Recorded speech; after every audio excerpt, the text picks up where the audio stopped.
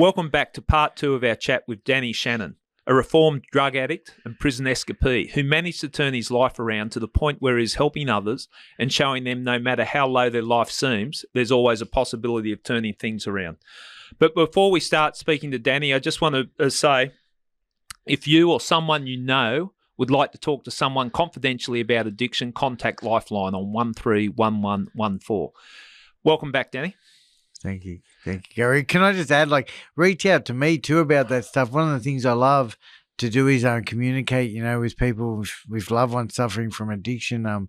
Certainly I'm a professional. I've had a bit of experience. I've got some qualifications behind me, so you can find me out there as well. Yeah.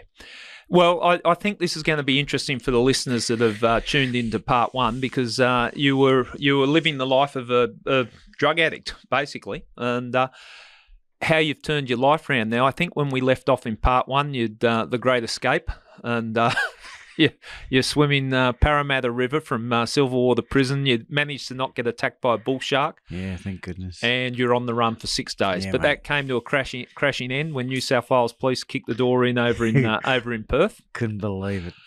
Yeah, you can't help your bad luck. Yeah. But what we're going to talk about now, Sure. I just want to, and really, I think if you've had a listen to part 1, you get a sense of how low your life goes and the fact that it revolves around getting your next hit. But in researching for the podcast, I heard you talking, or there was an article written about you that it got to such desperate stakes that when you scored a cap of heroin, that if you didn't have a needle, you were so desperate you'd pick one up off the gutter and use that and shoot it up in your arm or wherever. Talk us through that, because that just seems like it's almost like a death wish. You got AIDS, hepatitis, all the other diseases that float around that we're all aware of, but you didn't care. You just needed it in your arm. Mate, I've got actually so many examples of that desperation. And I wonder how other people's compulsion was around this. But here's the thing, say you're on your way to get on, and old mate's 10 minutes away. Now, there's a chemist on the way, okay? You could stop there and purchase some clean syringes, but that means it's an extra 2 minutes maybe. If there's there's customers, it could be an extra 5 minutes. I need that drug. So half the time, I wouldn't stop, or the chemist would be shut, and I'd get on, and I'd use the closest available, and there's certainly times there in the back of flats in Cabramatta where I'd pick up a needle and flush it 3 times with water. That'd be my way of and use instantly. Well, someone was looking out for you. Desperation, because you didn't catch any diseases from mate. it. I had hepatitis C. Lucky occasionally some people they reckon about 5% of us beat the disease. Yep. Our body naturally fights it off. So yeah, I'm one of those lucky people. But apart from that, that's all I had. Yeah. Every addict, so IV addicts.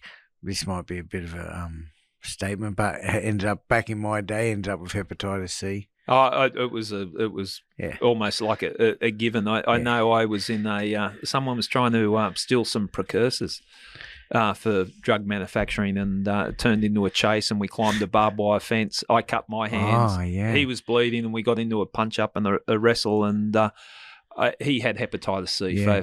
For 6 months, I had to wait to see if I'd caught it off him, which was quite frustrating. But that was just definitely. the nature of the nature of it. So, so hitting the lowest points, like the times that you OD'd, where if you didn't get medical assistance, you would have died. And you mentioned it at the start of the part 1 that when they were bringing you back to life, you bruised over your ribs or had your talk us through that. Yeah, I would often. It was a good day if I'm using too much anyway. Let's just acknowledge that too. It's not that often that I'm going to have a big shot and I know I'm going to drop. But if I knew I'm at risk, there's this thing that happens the minute you put it away. And when I say put it away, I mean inject it into your bloodstream. And you get this taste and also this feeling. And that heavy feeling is a good indication whether I'm going to drop. And I was quite experienced. So if I knew I was going to drop, or I felt I was going to drop means overdose, I would literally walk out somewhere. And this is what I did. This is why I'm still here today to share this story. Is I would walk out somewhere and hope that I get found. And just, for my sake, I was very lucky. One example was on Liverpool train station. I was in the toilets, up on above the platform. I'd used too much. I knew there's a big chance I'm going to drop. I walk out of the toilets and boom, I've hit the deck, right? This is... Yeah. I don't know what happened once I hit the deck, but what I do know is paramedics were called. They were giving me CPR apparently for 10 minutes. I wasn't coming back. They jabbed me a couple of times with Narcan, and this is one of those occasions when they broke my ribs. And sure enough, they brought me back. And one of the things that happens often with addicts who have been Narcaned and brought back to life by the paramedics is they cop some kind of abuse because instantly you go into withdrawal when they give you Narcan. Right. So you're stoned 1 minute and next minute you're hanging out for heroin. And you'd be abusing the people well, who just look, saved your again, life. I wouldn't, but they wanted to take me back to the hospital and I declined that because I need to get more heroin now, like I'm on a mission to, there's a desperation. I'm sitting here, it's a podcast, but I'm shaking my head because you just, and that's what I'm just getting the sense of talking to you, how desperate you are. Yeah, I've got broken ribs. I'm bruised. They want to take me to the hospital. I'm going, no, I need to get heroin. I'm not saying that to them, but I can't do this. I'm hanging down. I need to get heroin. Yeah, that's just the average day of an addict. Now, and other parts that, in the introduction talk about you went to rehab probably 50 times, but even in my conversations with you leading up to this, you said sometimes you took some gear to rehab. Yeah, sure. But you didn't really go there with the intent to kick the habit. Sure, yeah, you go to detox, packing as much as you possibly could because, like, what is it? Like I want to get off it, but I don't want to withdraw. So if I can, I'll take drugs into detox with me. And it's like you kind of adjust over the next day. Well, it's usually a day because drugs never last longer than a day, but over a day that I have to accept this and I'd use the drugs and then, they'd medicate ya. Yeah, but I did that plenty of times. Look, my last stint in 2009 when I got clean from this time, I took drugs into detox. So it works. It works. So what was the shift in your mindset that you decided, okay, I'm really going to have a go at kicking this? Yep. Did your life get any lower? Is there a point like when you were arrested for the escape? Yep. Your partner was pregnant, so you had a child on your way, your son. Yep. What was the thing that Danny said to himself? Okay, this is enough. I think luck plays a big part in it, Gary. People might.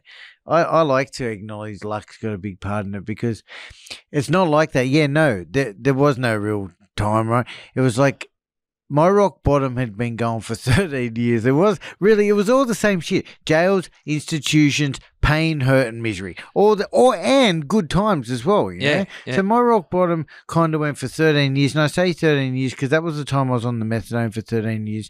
And it was all steady bullshit or all steady good times, like however you want to look at it. One thing that did happen in that 13 years is I continued, as you mentioned, 50 rehabilitation attempts. In that 13 years, I would get released from jail, I'd go to rehab. Or my mum would be on my back, I'd go to rehab. Or my dad or my sister, I'd go to rehab. Or I'd be homeless, I'd go to rehab. All these different reasons why I went to rehab. But this one day, back in 2009, September 15, I landed in my last detox. It was Herbert Street Clinic at St. Leonard's Hospital. And I did the same thing. Like I said, I took drugs in with me. It was the same shit. But I think I had this glimmer of hope that maybe I was off the methadone by this time too. I think I had this glimmer of hope that maybe I could do this, you know. So I started calling. There's this beautiful book full of resources, different rehabs. I knew all the rehabs. I'd been in all the rehabs. They knew me by first name basis. But I called this rehab and they accepted me. And so next thing you know, I'm in rehab. I'll go through my detox. I'm in this short-term rehab called Foundation House. I've got to give them a big shout-out because they are the beginning of my journey. I'm in there doing the wrong thing, all right? I've got a mobile phone. Sorry, staff there. I've got my mobile phone. I'm actually engaged in this tax rort that used to happen back in the day. I got pinched for this, so it's okay. This tax rort I'm doing, of course, I'm an addict. I'm trying to do my best, right? Yeah. So I got my mobile phone. I'm doing this tax rort, which I got $6,000 out of like a couple of weeks later. But anyway, and I'm hanging out in rehab as well. So hanging out and withdrawing. I should have already been through his withdrawals, but because I took drugs in, I'm still actually withdrawing at the rehab. And anyway, so I go 28 days in that rehab. Sorry, are we on track? Yeah. Should I keep going? I go 28 days in that rehab. And I start doing stuff. Oh, that was your question. Like what changed at this time? I started doing stuff that I'd never done before. I'd been a veteran at these rehabs, but I'd never do any of the stuff they suggested to do. Because that's the thing. I don't want to interrupt you. Yeah, sure. Chain the thought. Yep. But when you've gone there 50 times, you'd have to say, this bloke's not serious. Like, so something has changed within you. So continue on that story. I wasn't serious. Like, what would happen in those 50 attempts is I would literally have a feeling like I'd sober up. I would leave soon as the stone ended. So most of those attempts, I might take my drugs in, the drugs would run out, I'd get clean, I'd have a feeling, I'd find a hostage, which is terminology we use in the addiction, like I'd find a girl or somebody else who's willing to go halves with me. It's like you want a hostage because you don't want to feel the shame going by yourself, so you drag someone else down with you. That's interesting. See, that's that mindset that you're really giving us an insight. Yeah, so a hostage. I feel better about myself. Fits in with your show too. Yeah. You and I, let's do this. Yeah. Yeah, and it's just easier. Like you're half a chance. You're more of a chance of getting on with two than one. I think So to go back this last time around, it was a bit different to that. I started just doing a couple of things. Even though I mentioned I was up to some no good stuff too, I was doing some of the good stuff as well. And the mindset just changed. I thought maybe I could do this. I found a bit of hope and trust and faith that maybe my life could be different. Yeah. So did you have a focus? Did you have something that you wanted to aim for? Like no. Was it just if I could clean myself up, get off the drugs? That's a huge achievement. Yeah, that's a good question. I don't know. There was no. All right. You think any good man would say my son, right? Yeah. My son's 7, maybe. Yeah. 7. You think my family, stop hurting my family would be the stuff, but it was all selfish reasons. I think it was more, to be honest. I just didn't want to keep going back to jail. Hanging out's a horrible feeling. Yeah. Chasing and also having a bit of hope and faith that. Fantasy that maybe I could be like some of those people that you see around, Okay, so you sober up, you go into this, what was the shout out to you start? Foundation, so Herbert Street Clinic, then Foundation House, that was the first part. I know Herbert Street, and then, okay, so you've come out there and are you feeling different within yourself? So, not yet. It's just 28 days. I'm still in the horrors. So I went into another rehab called Glebe House, and then I stayed there for the next 3 months. And then this is where my life started to change. I've built the foundation at Foundation House. I've got 30 days absence. I go into a rehab who basically introduced me to Narcotics Anonymous. They introduced me to a bunch of counselling. Yep. They introduced me to cooking skills. And, mate, I'm in the horrors too. Like, it was horrible. I hadn't had a feeling in 13 years. Like, I was stoned for 13 years constantly. Just that numbness that comes with being stoned. So, look, this is, and I'm gonna get to the point where my life changed forever, right? So I'm in Glebe House. It's a small therapeutic rehabilitation center, only 7 guys max. We've got our own rooms, living large actually, right? And but you're raw. I didn't like this is I've got say 50 days clean now, 50 days absence without a drink or a drug or any mind or mood altering substance. I'm scared actually. I never knew that I was scared. Like actually addiction, I think it's often fear based, but I never knew I was scared. I thought I was tough. I thought I could do anything, and I was kind of like I shared some crazy shit with you, but actually all I felt was anxiety, nervousness, and anyway, it was Christmas time. It was Christmas time 2009, and I wanted to I didn't really want to. I felt obliged to go home to family. Sorry, Mum. I felt obliged to go home to family for Christmas, and I put in a leave request for them to let me go home. Now, I'd actually been at this service once before, and I failed. That's a previous story. But and the manager said, no, you couldn't go home, Danny. They didn't trust me to go home. Well, funny enough, I was sitting in this office crying, actually. The door was shut by myself because actually it was a relief that they said no, because going home was so dramatic for me. It's hard to confronting shame and guilt plays a massive part. Yeah. And although I felt really obliged to go home because that's what you should do, but but anyway, she said no, and she walked in by accident into this room, and I'm in there crying my eyes out, like kind of relief in a way. I don't know what was going on.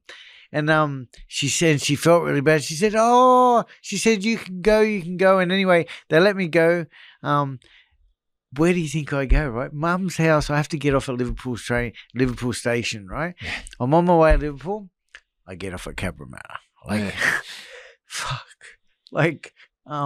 It's a fox in the chicken coop. This is like the bit where you just got no control. I'm going home. I'm 52 days clean.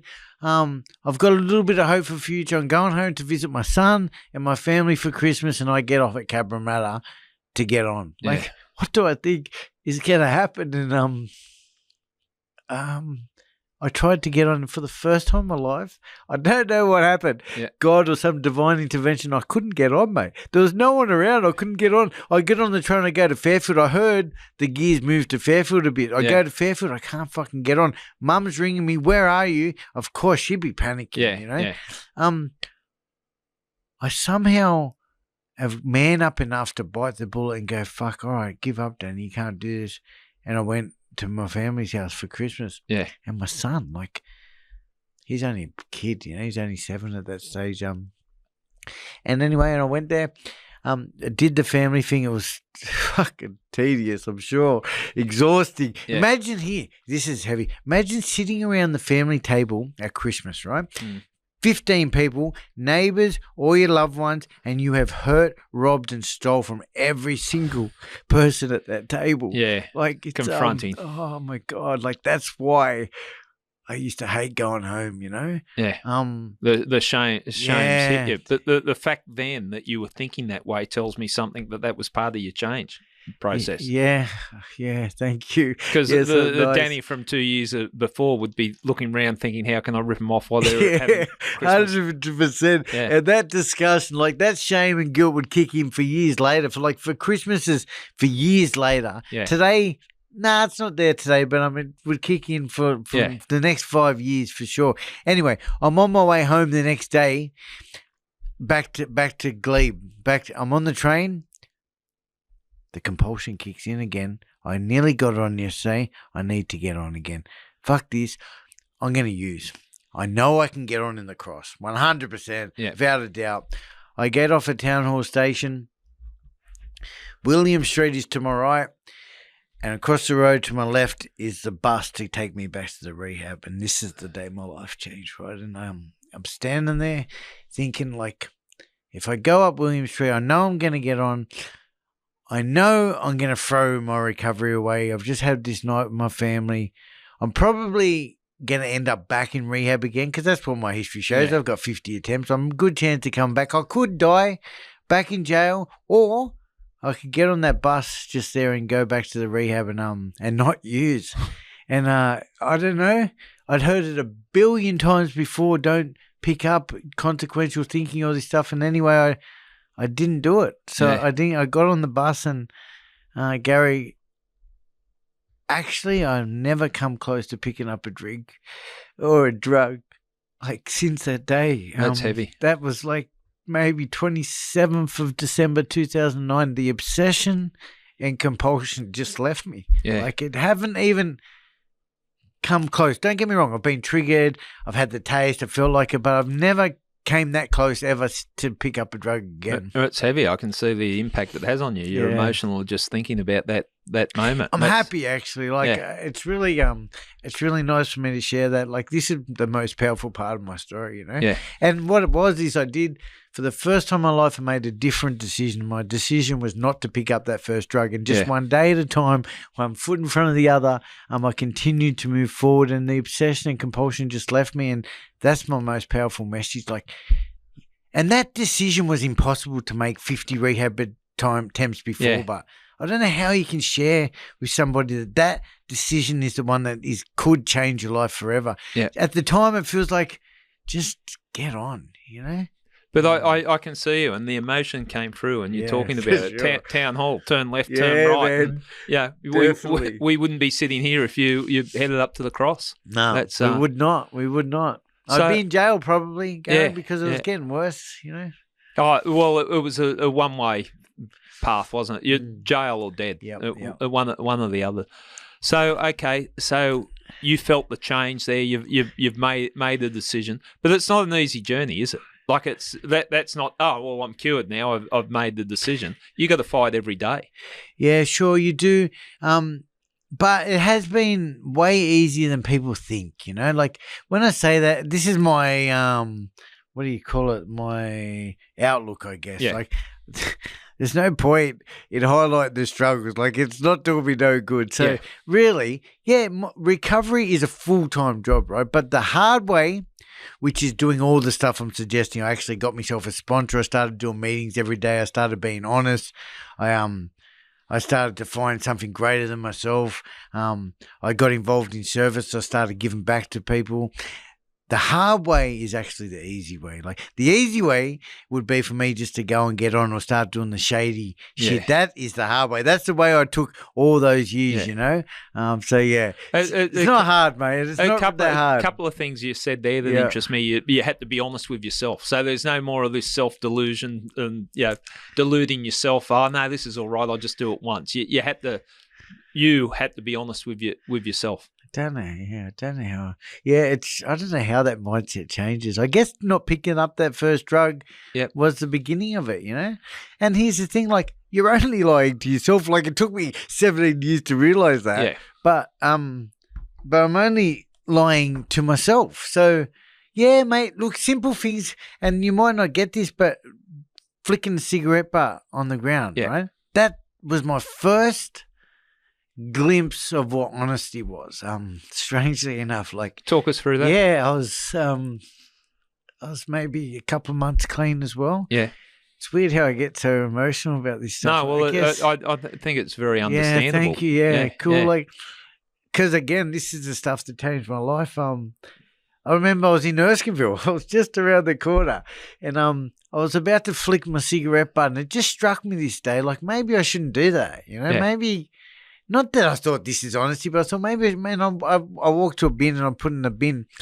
And I remember that day, and I often talk about that day because that was the day that I understood that kind of the true meaning of honesty. I know it maybe doesn't link up, but that was like in the greater good, like knowing that. Part of society. Yeah, good. So, yeah, and look, I've also I work the 12 steps of Narcotics Anonymous, for example. Like everyone's heard of them, right? Yeah. They're kind of like this set of instructions on how to live a perfect life, right? Yeah.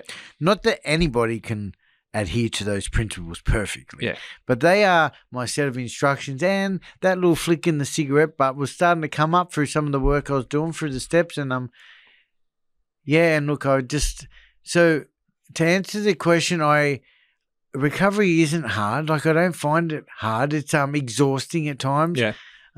Fronting up to things that I've done wrong can be exhausting, but from pain comes growth. And I've learned that the more pain, the more I've grown as well. So it's almost like I enjoy a bad day. Yeah. Weirdly, because I know if I didn't pick up a drug and I didn't hurt somebody, I'm killing it. I'm doing well.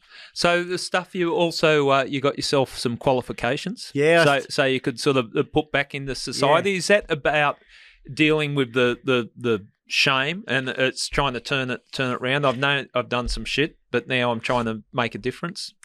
Not at all. That's not why I started. So I ended up getting a job when I first left rehab at 6 months clean. One of the things they suggested you do not do is go near alcohol. I became a bartender at 6 months clean, right? I was working for this bad job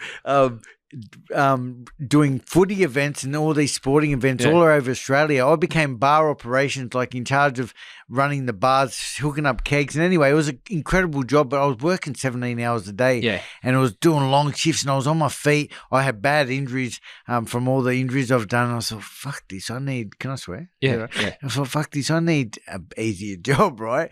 And when I first entered recovery, there's this movement where everyone gets clean. They want to help people. When I got clean, clean. I didn't want to help nobody, mate. Okay. You know, I was incredibly selfish. And I was afraid of intimacy too. So I didn't want to be helping people because that meant I had to get close to, they had to get close to me. And anyway, 2 years later, I started studying because I just wanted a break. I didn't want to work so hard physically anymore. Okay, yeah. Boom, I start doing a certificate 4.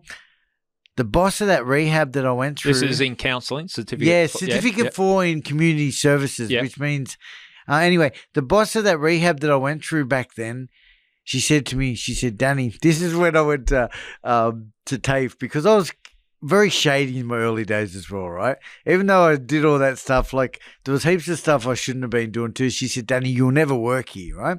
I thought, yeah, all right, that's fair enough. Sweet. 3 weeks later, a staff member, somebody, a position became available. Yeah. They needed me. I get the phone call saying, will you come and do a shift? Yeah. That was in 2011. Okay. And I've been there ever since, mate. Long time. So anyway, it all just, you do the right thing and good things happen, you know. And I say all the time, like the more you give, the more the universe will provide. Yeah. As well. And anyway, I went on and did a diploma after that. I thought I wanted more money then too, so I did the Cert 4, and I actually think I enjoyed it. I wasn't good at studying at all, but I could front up. Like it's like possession's 9/10 of the law. You're going to pass if you just turn up. You're turning up there, you know? yeah.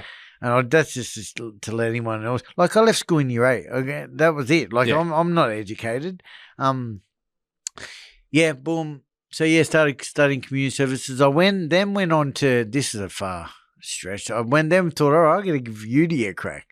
So I don't know where this come from. I got in under some mature student. Maybe under that mature age student. That's what it is. I'm doing a Bachelor of Social Science, which is a Bachelor of Counselling. And I'm at uni for all these normal people. Community services, TAFE, you're still in a bit of the mix of the carnage of people using and messy. But I'm at uni now and in the city, and I feel like a real normal person too. I'm rocking up at uni, and these people, I've also learnt this thing under anonymity. I don't tell people I'm an addict. Yeah. Actually, I think when people tell people that they're in recovery as an addict, you play a bit of a victim and people treat you differently. I understood that in the beginning. So anyway, I went to uni for 3 years. I did my course part-time. I got to about 20 subjects and I realised I don't want to do this, you know. Yeah. I don't want to have an office, listen to your drama all day long. Like, because I'm so empathetic. You see, I cried like 3 times already in this podcast. Yeah.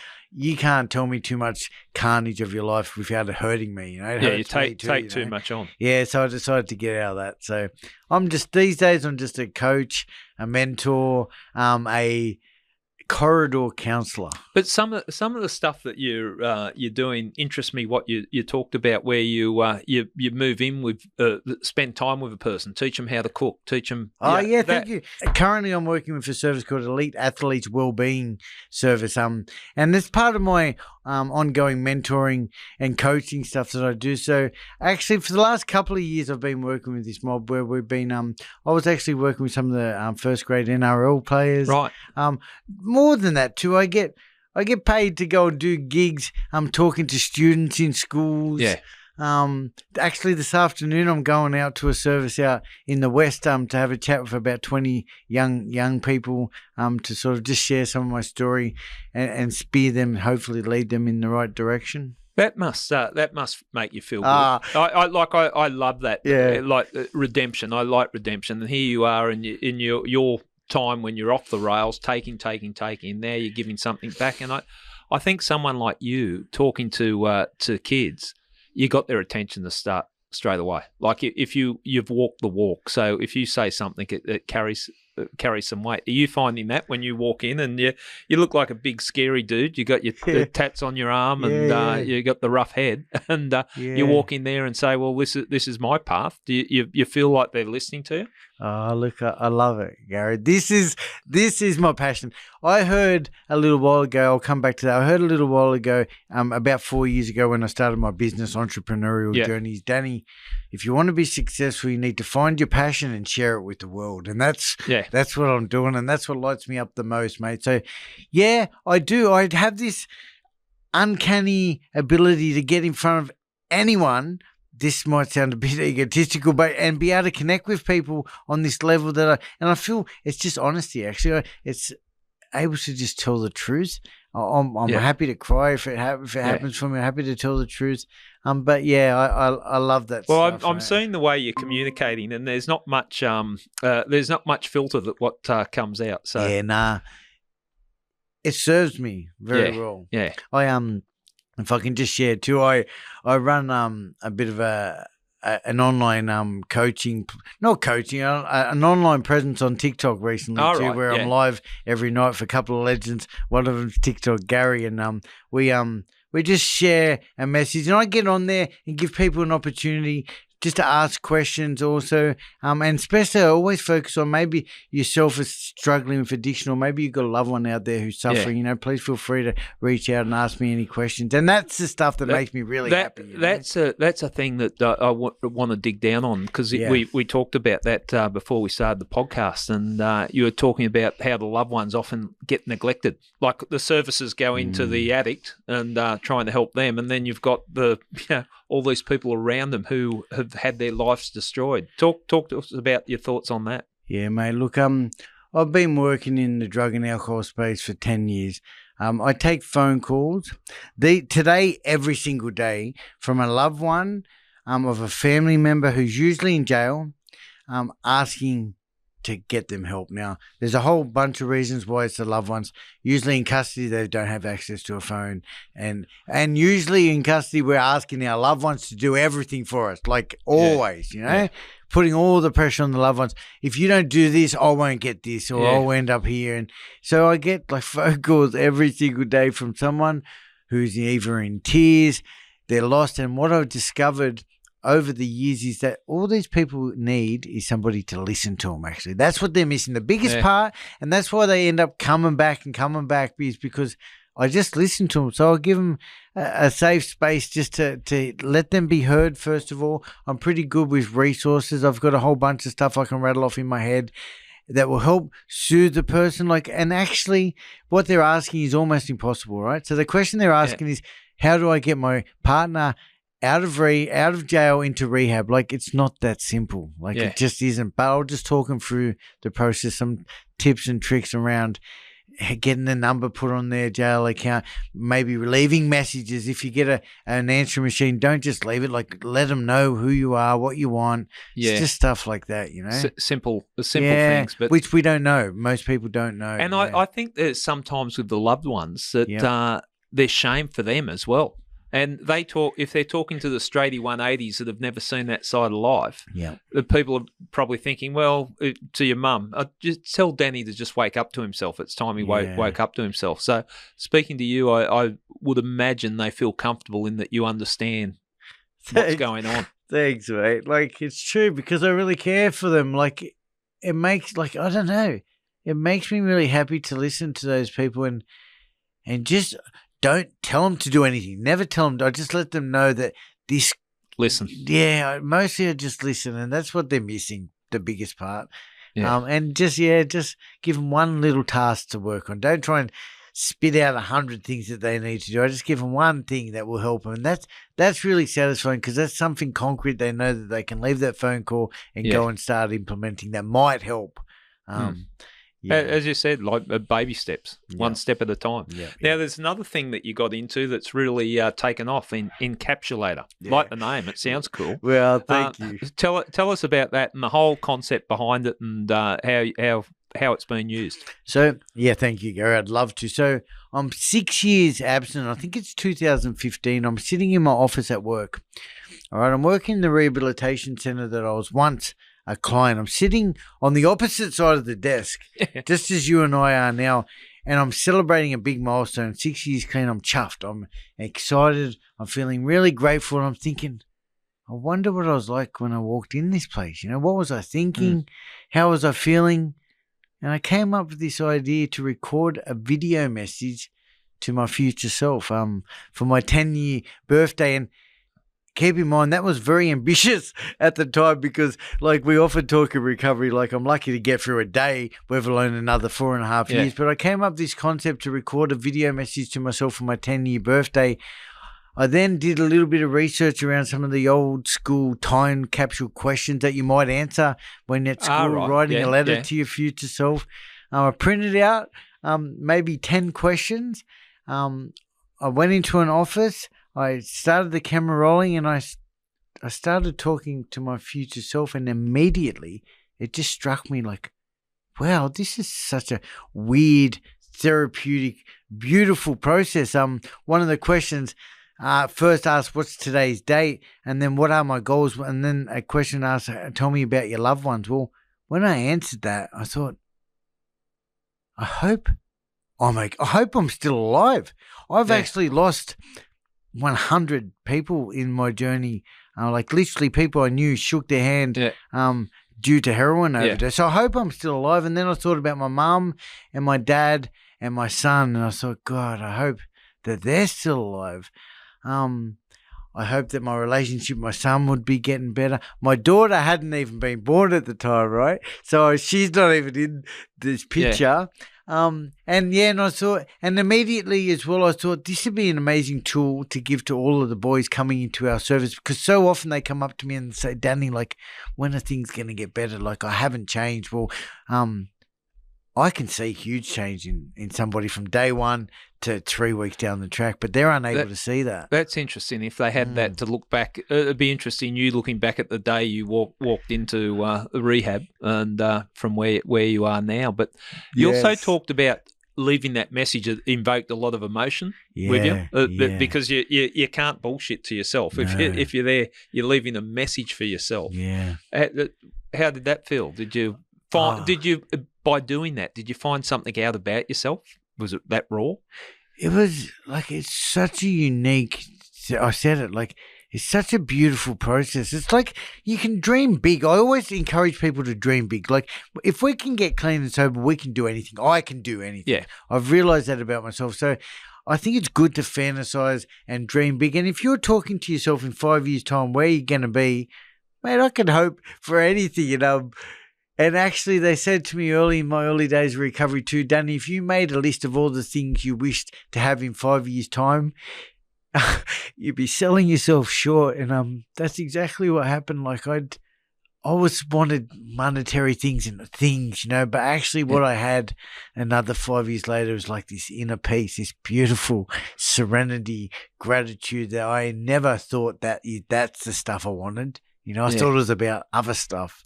Yeah. So beautiful, beautiful process, mate. We've actually got a clip of you delivering the message to yourself on that. So we'll just play that a bit, and I want you to talk me through your feelings. Okay. Feelings end.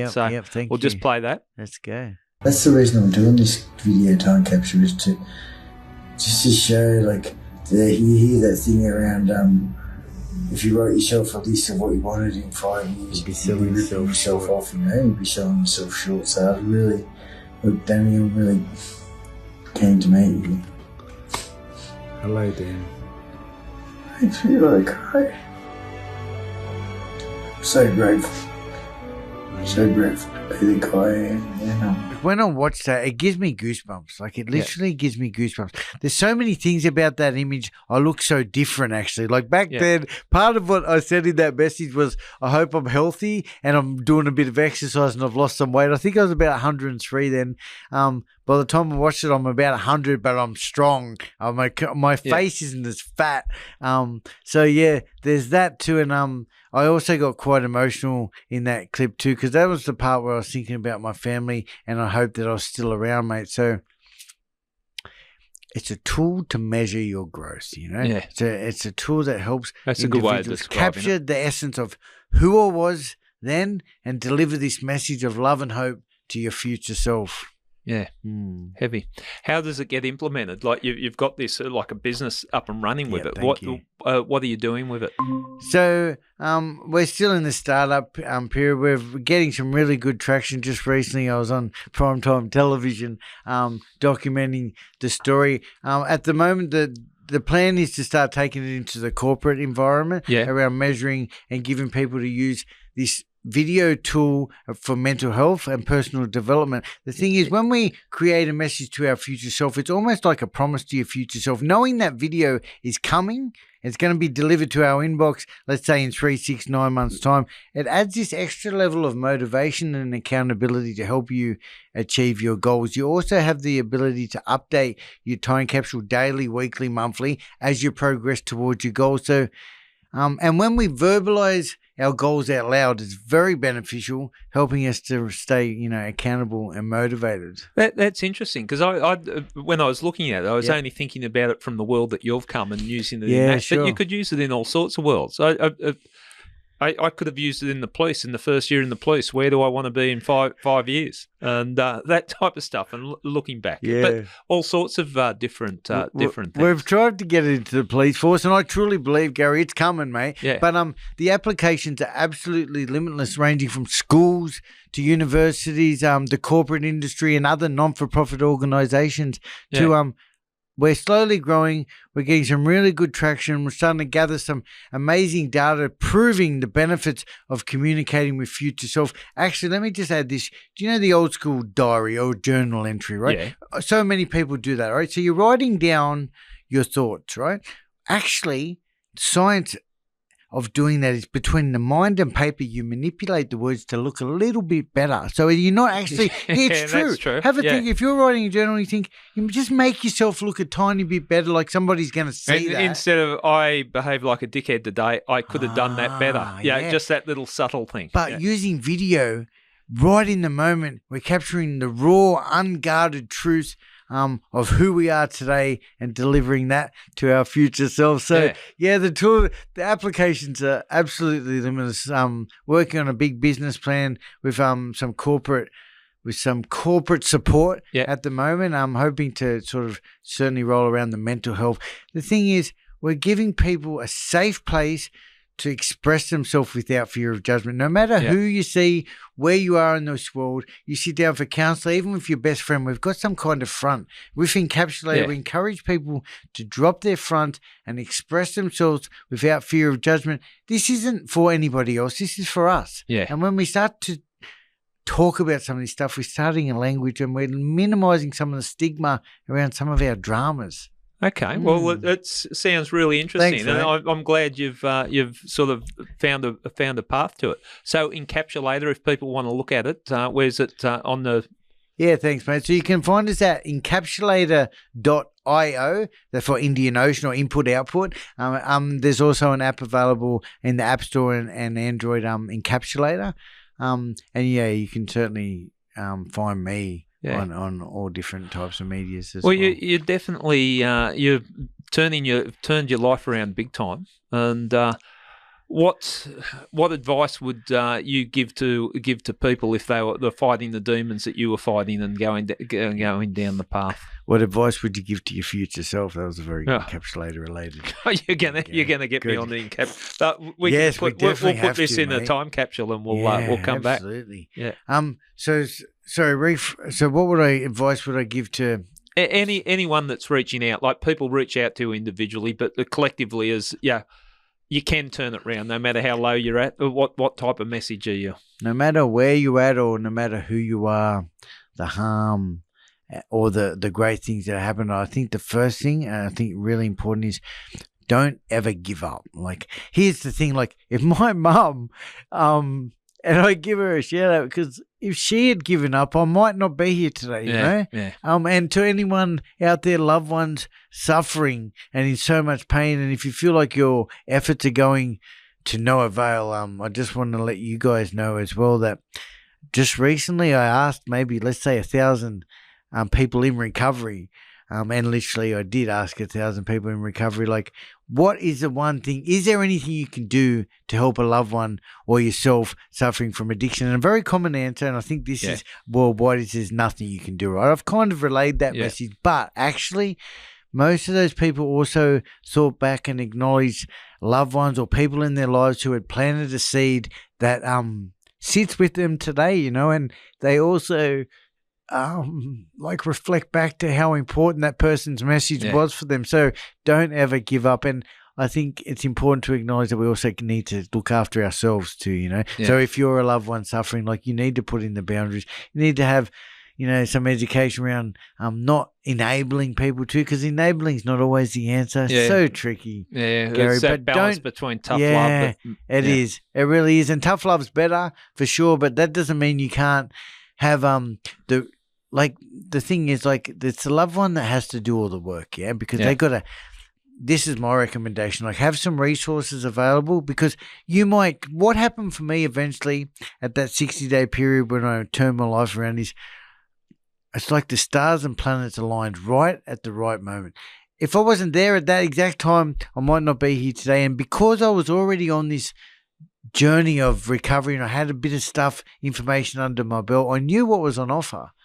And that's what I'd suggest to loved ones as well, just having some, I give the 12-step fellowships a big plug always, because that's actually why I'm still here, There's a lot of services out there for people in homelessness or suffering that if you just have the right resources available, we can get some help, Yeah. Well, Danny, look, I really appreciate you coming on here and being so open and, vulnerable, talking about some pretty heavy stuff. So I think you've given people a real understanding of that world of drugs and how it can just grab hold of you before you even realise. And the fact that you've turned your life around, I think I hope people find inspiration for that. And on a personal note, mate, too, I know how hard it is when people have hit the depths that you hit to turn it around. So congrats on that. Thank you so much. A big effort, and I know the stuff that you're doing now is really positive. And keep it up and make sure you look after yourself too. Thank you so much, Gary. And look, this stuff really helps me stay motivated and makes me want to keep giving back. I don't need this. I don't need this for me to keep moving forward because I love my life. I wouldn't change a single thing. Often I say I love my life. I love my work. I smile way too much. And it's my job as a man in recovery and also just as a human being to carry this message of love and hope to anyone else out there struggling. That's the shit that lights me up. So thank you so much for this opportunity. Well, you're a happy fella. It's written all over your face. You're enjoying life. So good stuff. Thanks, Danny. Thank you so much, Gary.